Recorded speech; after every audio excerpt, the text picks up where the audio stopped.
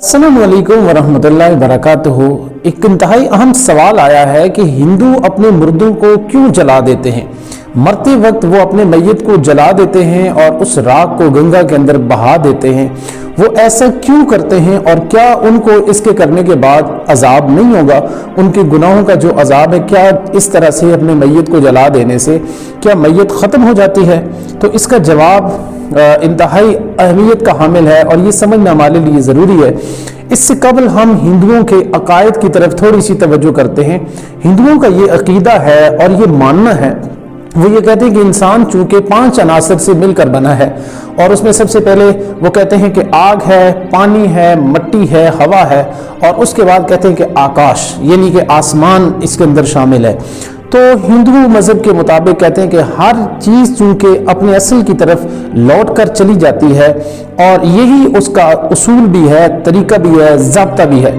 तो इसलिए हिंदू अकीदे के मुताबिक वो कहते हैं हम अपने मैयत को इसलिए जलाते हैं, और ये उनकी मज़हबी किताबों के अंदर भी लिखा हुआ है, इसलिए जलाते हैं कि इंसान का वजूद इन 5 चीज़ों की तरफ लौट जाए। वो कहते हैं जब हम आग से जलाते हैं तो आग आग से मिल जाती है, उसका जो धुआं होता है वो उस हवा के साथ मिल जाता है, और उसके बाद वो ये कहते हैं कि उस मैयत की जो राख है, जली हुई राख, वो मिट्टी के साथ मिल जाती है। और उसके बाद कहते हैं कि आखिरी जो चीज़ है कि इंसान की रूह वो आसमान यानी आकाश की तरफ लौट जाती है। और यूं ये पांचों की पांचों, और उसकी जो आखिरी यानी कि उसकी राख है वो बाद के अंदर उनके जलघाट के जो वहाँ के दरिया हैं उनके अंदर जो है वो बहा दी जाती है। तो यूं पानी के हवाले भी उसकी जो राख है वो हो जाती है। तो गोया पांचों की पांचों चीज़ें जिनसे इंसान का वजूद तख्लीक पाता है, उन पांचों की तरफ मरने के बाद उसको लौटा दिया जाता है। और हिंदू अकायद के अंदर ये बात भी शामिल है, वो ये कहते हैं कि जो ही इंसान को जला दिया जाता है तो इसके जलाने से उसके जो जितने भी पाप होते हैं, गुनाह होते हैं, वो धुल जाते हैं और उसके बाद उसको आखिरत के अंदर कोई किसी तरह का कोई अजाब नहीं होगा। ये उनका अकीदा है। और इसी तरह से जब उनका मैयत मर जाता है तो वहाँ पे उसके लिए जो लकड़ी इस्तेमाल करते हैं जिसके अंदर उसको जलाया जाता है वो आमतौर पे संदल की लकड़ी होती है। और उसके बाद उसको बड़े तरीके के साथ उसकी मैयत को यानी उसको सजाया जाता है, फूल उसके ऊपर रखे जाते हैं और उसके बाद उसको सफ़ेद कपड़े के अंदर और बाद में फिर रंगीन कपड़े के अंदर उसको लपेट दिया जाता है। और उसके बाद जो भी ख़ानदान का बड़ा होता है वो सबसे पहले उसकी चिता को आग जलाता है, आग लगाता है। उसके बाद ये होता है कि वहाँ पे उन्होंने पीतल का एक बर्तन रखा हुआ होता है, उसके पीतल के बर्तन के अंदर उसकी जो बकिया खाक होती है उसको रखकर वहाँ के जो उनके दरिया है, मशहूर दरिया है वहाँ पे जलघाट और दूसरे जो गंगा हैं वहाँ पे उसको बहा दिया जाता है। और उस मैयत की मिट्टी को पानी के हवाले करने का मतलब ये होता है कि अब इसके ज़र्रात चूँकि बिखर गए हैं और अब इसको जोड़ना चूँकि मुमकिन नहीं है, तो लिहाजा उसका मामला यहाँ पे ख़त्म हो जाता है।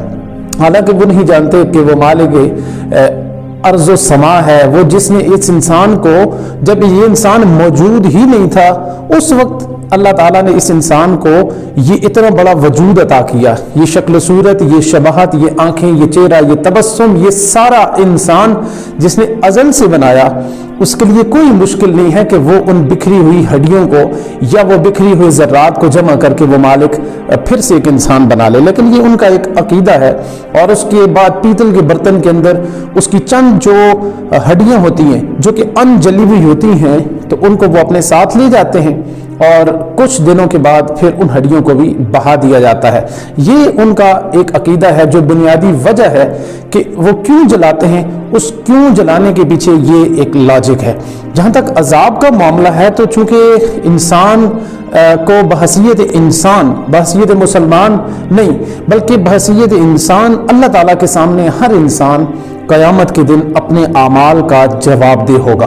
और रोज़े माशर वो जिस हालत के अंदर भी हुआ, वो किसी एक्सीडेंट के अंदर, वो किसी पानी के अंदर डूब के मर गया, वो किसी जगह से गिर कर मर गया, या उसकी मौत किसी भी तरीके से हुई, क़यामत के दिन जब अल्लाह तबारक व तआला का हुक्म होगा तो हर इंसान को उठाया जाएगा। और उस उठाने के अंदर हिंदू भी शामिल है, मुसलमान भी शामिल है, सिख भी शामिल है, बुद्ध मत भी शामिल है, जिनिज़्म भी शामिल है, सब शामिल है। और ان سے اس وقت اس کا مواخذہ ہوگا، سوالات ہوں گے، جوابات ہوں گے، ان کو اس کا حساب و کتاب دینا پڑے گا۔